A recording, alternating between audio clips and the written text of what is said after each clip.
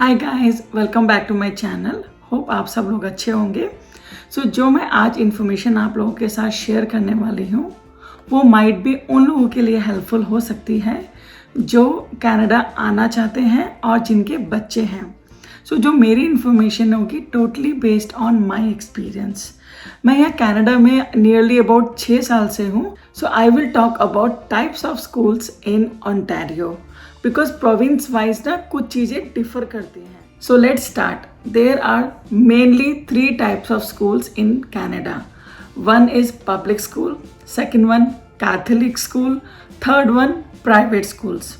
First, I will talk about the topic which are same in all 3 types of schools. That is age for the school. In Ontario, age for the school is 4 years. That means your child 4th birthday should be in between 1st January to 31st December of that particular year. For example, in 2021, all junior kindergarten students' birth year will be 2017. Second is session of the school. यहाँ पे session start होता है सितंबर में and and होता है जून में। और यहाँ पे अदर देन नेशनल हॉलीडेज और फेस्टिवल हॉलीडेज 3 बार ब्रेक होते हैं। एक होता है मार्च ब्रेक, सेकंड होता है विंटर ब्रेक, थर्ड होता है समर वेकेशन। जो मार्च ब्रेक होता है वो 1 वीक के लिए होता है और विंटर ब्रेक 2 वीक्स के लिए होता है and the summer vacation is for 2 months, July and August.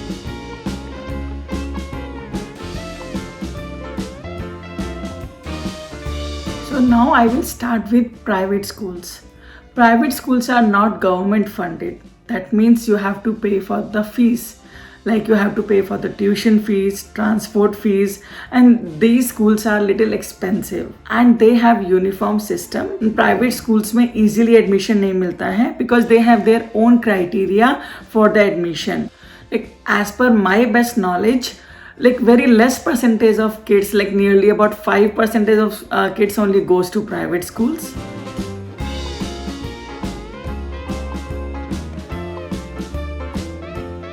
Second is public school.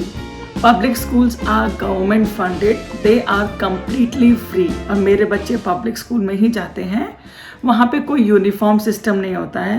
जैसे प्राइवेट स्कूल क्या होता है कि आप अपनी मर्जी से चूज कर सकते हो कि आपको अपने बच्चे को किस स्कूल में भेजना है, as long as like you will get the admission in that particular school.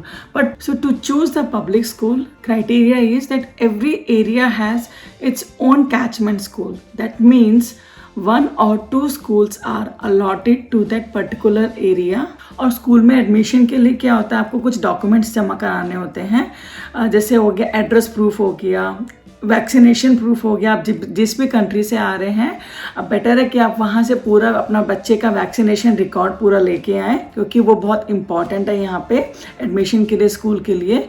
आपको आईडी प्रूफ देना होगा और स्टेटस इन कनाडा प्रूफ। अगर आप वर्क परमिट पे हैं और पीआर पे हैं सो आपको वो स्टेटस देना होगा। फॉर एग्जांपल पासपोर्ट हो गया, पीआर कार्ड हो गया, आपको एज प्रूफ देना होगा जैसे बर्थ सर्टिफिकेट हो गया। साल के किसी भी टाइम पे आएंगे तो एडमिशन पब्लिक स्कूल में इजीली हो जाता है। ऐसा कुछ नहीं है यहाँ पे। अगर आप इसमें जब भी आप जैसे फॉर एग्जांपल आप अगर अक्टूबर में आ रहे हैं कनाडा सो आपका इजीली एडमिशन हो जाएगा आपके बच्चे का। ऐसा कुछ नहीं है कि नहीं सितंबर में सेशन स्टार्ट होता है तो आपको उससे पहले ही फॉर्म वगैरह भरना होता है। Yes, if you are in Canada it's better to fill the form in advance, but अगर आप उस टाइम पे ही ट्रैवल कर रहे हो तो ऐसा कुछ नहीं है। As long as you have all the documents your kids will get the admission for sure. In public schools, they can't say no for the admission in any time as long as you live in that particular area that school is allotted and you have proper all the documents. आप school कैसे check कर सकते हैं कि आपके area में वो कौन सा स्कूल आता है? आप उस वेबसाइट पे जा सकते हैं findschool.ca, अपने एरिया का पोस्टल कोड डाल सकते हैं तो आपको पता चल जाएगा कि कौन सा स्कूल अलॉटेड है आपके एरिया में।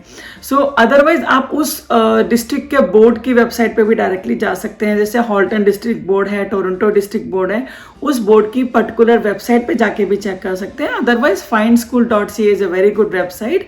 आप उसमें अपना पोस्टल एड्रेस डालिए और आपको वो दिखा देगा कि उस एरिया के कौन कौन से पब्लिक स्कूल्स हैं।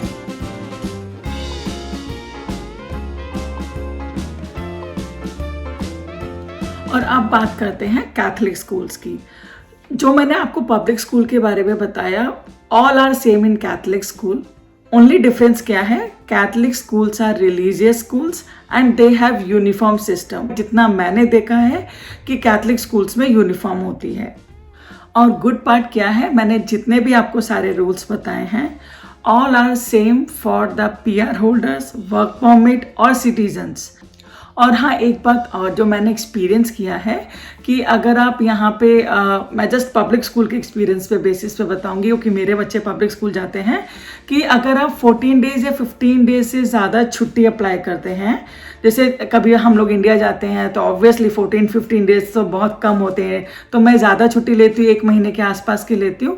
लेकिन अगर आप इन्फॉर्म भी कर रहे हैं स्कूल वालों को, तब भी वो आपके बच्चे का रजिस्ट्रेशन कैंसिल कर देते हैं अगर आप कंटिन्यूसली 14 डेज की छुट्टी लेते हो। उसमें कोई टेंशन नहीं है, जब भी आप वापस आओगे तो आपके बच्चे को एडमिशन मिल जाएगा, सेम स्कूल में मिल जाएगा, बट सेम प्रोसेस आपको फॉलो करना पड़ेगा। All the documents you need to resubmit again, the address proof, age proof, status proof, like आपका स्टेटस क्या है कनाडा में, वर्क परमिट पे हो, PR पे हो, और वैक्सीनेशन प्रूफ। आपको सारे प्रूफ दोबारा जमा कराने पड़ेंगे और आपको एडमिशन, आपके बच्चे को इजीली एडमिशन मिल जाएगा। कनाडा में every public school has a ranking जो फ्रेजर इंस्टीट्यूट सेट करता है अपने क्राइटेरिया के बेसिस पे, जो आउट ऑफ 10 होती है। कुछ लोग उस पर बिलीव करते हैं और कुछ लोग नहीं करते हैं, सबकी अपनी चॉइस होती है। सो आप वो रैंकिंग चेक कर सकते हैं कि उस स्कूल की रैंकिंग क्या है, fraser-institute.ca। हाँ, एक यहाँ पे ना फ्रेंच इमर्शन स्कूल भी होता है। Students will learn most of the subjects in French. वो एक ऑप्शनल प्रोग्राम है और पेरेंट्स की चॉइस होती है कि वो अपने बच्चे को फ्रेंच इमर्शन में भेजना चाहते हैं या नहीं चाहते हैं। उसका प्रोसेस क्या होता है कि every board, school board has their own criteria.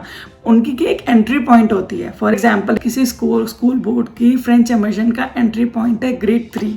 सो आपके ग्रेड 2 के मिड में आपको एक एप्लीकेशन ईमेल आएगा कि if you want to select French immersion program for your kid, तो आप ये फॉर्म वगैरह फिलअप कर दीजिए। तो वो टाइम होता है आपका कि आप उस टाइम पे डिसीजन ले सकते हैं कि आप अपने बच्चे को फ्रेंच इमर्शन में भेजना चाहते हैं या नहीं चाहते हैं। अगर आपने उस टाइम पे सिलेक्ट कर लिया कि हाँ आप अपने बच्चे को फ्रेंच इमर्शन में भेजना चाहते हैं, ग्रेड 2 का जब सेशन खत्म होगा, सो नेक्स्ट ईयर से ग्रेड 3 से, because grade 3 is entry point for that particular school board, so आपका बच्चा वो ग्रेड 3 से फ्रेंच इमर्शन स्कूल में जाएगा। पर गुड पार्ट क्या है, आप एनी टाइम अगर आपको लगता है कि 1 महीने के बाद, 2 महीने के बाद आपको लग रहा है कि आपके बच्चे को थोड़ा सा स्ट्रगल करना पड़ रहा है, मतलब उसको मैनेज नहीं हो रहा है फ्रेंच में, आप किसी भी टाइम एग्जिट कर सकते हो और इंग्लिश स्कूल में वापस आ सकते हो। ऐसा कुछ नहीं है कि आप चेंज नहीं कर सकते। Any time you can change French immersion to back to English public school.